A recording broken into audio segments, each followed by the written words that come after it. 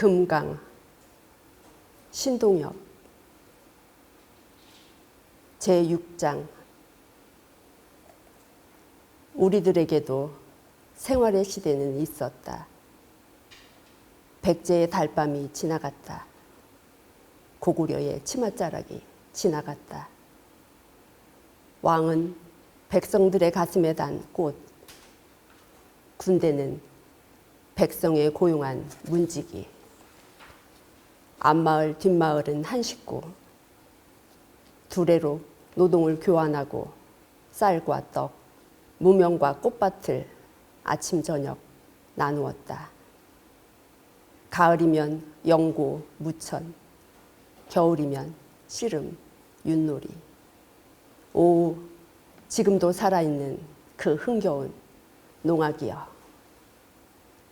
시집가고 싶을 때 들국화 꽂고 꽃가마, 장가가고 싶을 때 정이 쓴 이슬마당에서 맨발로 아가씨를 맞았다. 아들을 낳으면 온 마을의 경사, 딸을 낳으면 이웃마을까지의 기쁨, 서로 자리를 지켜 피어나는 꽃밭처럼 햇빛과 바람 양껏 마시고 고실고실한 쌀밥처럼 마을들은 자라났다. 지주도 없었고 관리도 은행주도 특권층도 없었었다. 반도는 평등한 노동과 평등한 분배, 능력에 따라 일하고 필요에 따라 분배, 그 위에 백성들의 축제가 자라났다. 늙으면 마을 사람들에 쌓여 웃으며 눈 감고 양지바른 뒷동산에 누우면 후손들에게 이야기를 남겼다. 반도는 평화한 두레와 평등한 분배의 무정부 마을, 능력에 따라 일하고 필요에 따라 분배, 그 위에 청춘들의 축제가 자라났다. 우리들에게도 생활의 시대는 있었다. 언제부터였을까? 살림을 장식하기 위해 백성들 가슴에 달았던 꽃이 백성들 머리 위 기어 올라와 쇠항아리처럼 커져서 백성 덤누르기 시작한 것은 언제부터였을까?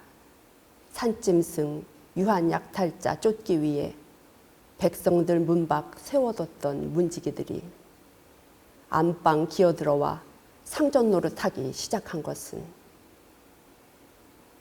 2조 500년의 왕족, 그건 중앙에 도사리고 있는 큰 마리 낙지, 그 큰 마리 낙지 주위에 수십, 수백의 새끼 낙지들이 꾸물거리고 있었다. 정승배, 대감마님, 양반나리, 또 무엇.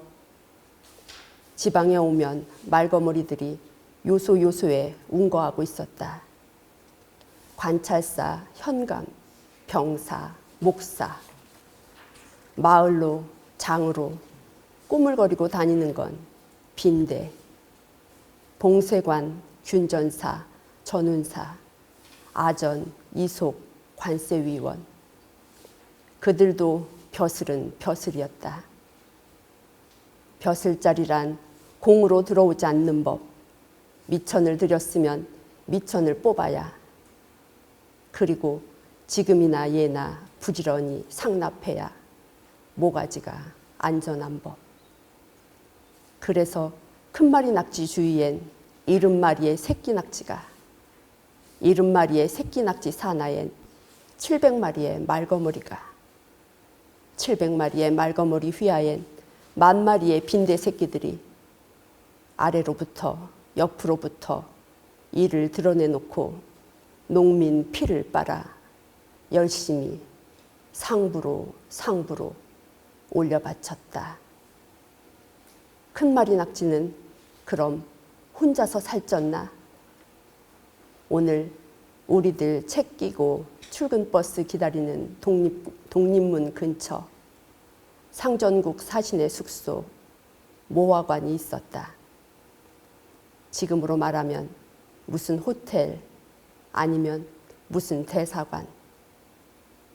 해마다 왕실은 33만 양의 금은보알 청나라 황실의 상납 그리고 37만 양의 돈 들여 상전국 사신 술과 고기와 계집으로 접대했다. 혹 노예들에 의해 우리 왕실 밀려나게 됐을 때 즉각 귀국 군대로 도와주옵소서. 신라 왕실이 백제 고구려 칠 때 당나라 군사를 모셔왔지. 옛날 사람 욕할 건 없다. 우리들은 끄떡하면 외세를 자랑처럼 모시고 들어오지. 8.15 후 우리의 땅은 디딜 곳 하나 없이 지렁이 문자로 가득하다. 모화관에서 개성 사이의 행길에 몰려나와 청나라 깃발 흔들던 눈먼 조상들처럼 오늘은 또 화창한 코스모스길 아스팔트가에 몰려나와 불쌍한 장님들은 대중도 없이 서양 깃발만 흔들어댄다. 허나 다녀가는 높은 오만들이여 오해 마시라. 그대들이 만져본 건 역사의 껍데기. 알맹이는 여기 언제나 말없이 흐르는 금강처럼 도시와 농촌 깊숙한 그늘에서 우리의 노래 우리끼리 부르며 누워 있었니라.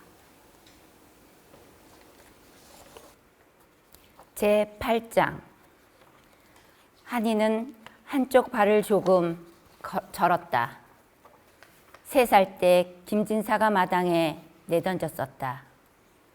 대문 여닫는 소리, 박쪽 굴러다니는 소리, 건불이 이리저리 날리고 먼 마을에서 대감집 달기 세월도 없이 길게 울 때, 이런 땐 틀림없이 나무뿌리, 소나무 껍질 일찍 나온 냉이, 쑥뿌리 찾는 굶주린 행렬들이 산과 들판 시래기처럼 하얗게 널리고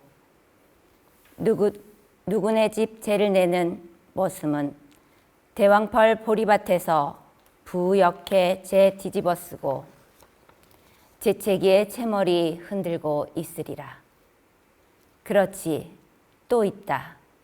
갈대꽃 날리는 강언덕, 옷보자기 낀 아낙네가 치맛자락 날리며 지금도 나룻배 기다리고 있겠지. 맞바우. 한이는 김진산의 집 머슴 돌쇠가 주워다 기르고 있었다. 3살짜리는 날마다 배가 고팠다. 아랫목에 묻어든 콩강개도 없이. 그날은 김진사 집에 서울 사는 정대감님이 오시는 날. 동네 노소부녀 다 동원해서 한 달 전부터 길을 닦고 환영 준비에 바빴다. 마을 사람은 돈 있는 사람의 종이었으니까. 배가 고픈 한이는 엎드어서 울었다.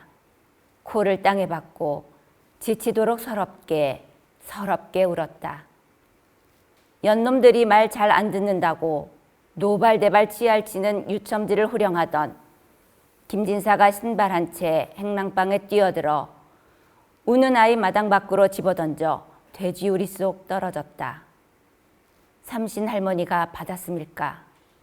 발목 복숭아뼈가 조금 삐져나왔을 뿐 우는 소리가 뚝 그치고 한 손으로 머리 긁으며 일어나 앉았다. 그날부터 한이는 부소산 너머 뒷계 사는 조 할머니가 앞치마에 꾸려다 길렀다. 조 할머니의 남편은 광해군 때 애매한 영모죄로 귀양가 죽었다. 더없이 선량한 선비, 눈이 너무 맑아서 죄 지을 줄 모르는 선비는 돼지죽 속 진주처럼 밀려나는 법일까. 한이는 12살 나던 해 조 할머니를 잃었다. 9회 동안 조할머니는 서기 어린 한이의 뇌 속에 한서, 불경 수십 권을 읽혔다. 한이의 아버지에 대해선 아무도 몰랐다. 비가 오는 날 돌쇠 앞에 흠씬 젖은 여인이 나타나 무명 보자기에 싼 걸 맡기고 갔다. 이 아이 조상은 묻지 말아 주세요. 제가 돌아올 때까지만 보살펴 주세요. 은공 잊지 않겠어요. 혹 못 돌아오더라도. 이름은 한이에요. 성은 신. 그녀는 고개를 돌린 채 무명 보자기와 몇 잎에 동전 방바닥에 놓고 빗속을 사라졌다. 아기의 손엔 콩알 만한 노리개 은방울이 쥐어져 있었다. 한이는 철들면서부터 돌쇠를 아버지처럼 모셨다. 그의 몸에서 콩알 만한 그 수수께끼 같은 노리개 은방울이 떠날 날 없었듯. 제9장 누가 하늘을 보았다 하는가? 누가 구름 한 송이 없이 맑은 하늘을 보았다 하는가? 내가 본 건 먹구름, 그걸 하늘로 알고 일생을 살아갔다. 닦아라 사람들아, 내 마음속의 구름. 아침 저녁 내 마음속 구름을 닦고 티 없이 맑은 영혼의 하늘을 볼 수 있는 사람은 외경을 알리라. 차마 삼가서 발걸음도 조심, 마음 아무리며 서럽게, 엄숙한 세상을 서럽게 살아가리라. 누가 하늘을 보았다 하는가? 누가 구름 한 자락 없이 맑은 하늘을 보았다 하는가? 불쌍할 뿐이었다. 눈으로 보고도 석양, 읍에서 마을로 돌아오는 고갯길에서 한이는 기다리고 있었다. 향나무가 두 그루, 미루나무가 하나, 무덤이 밭 가운데 있었다.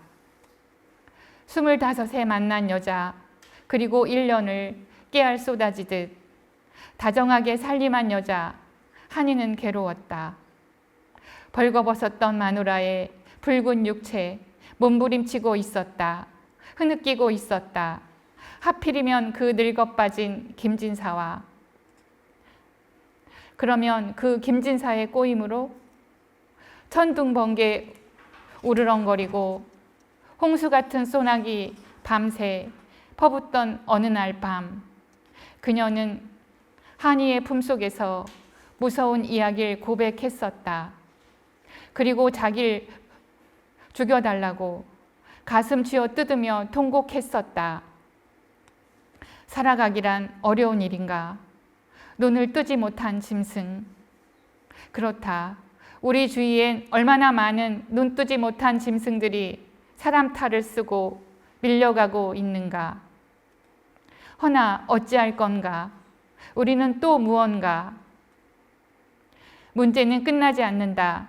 저 여자만의 문제로 끝나는 건 아니다. 얼마나 많은 사람들이 피 속서 저러고 싶어 꿈틀거리고 있을 건가? 그렇다면 본물을 막는 뚝이여, 너는 죄인. 한 생명을 독점하려는 소유욕이여, 내가 죄인. 터놓아라 강물, 제멋에 이리저리 흘러다니도록 터놓아라 강물. 한이는 기다렸다. 두 남녀의 그 목줄기에 솟았던 굵은 심줄의 가련함을 생각하면서 기다리고 있었다. 한이는 하늘을 봤다. 영원의 하늘, 내 것도 없이 거기 영원의 하늘이 흘러가고 있었다.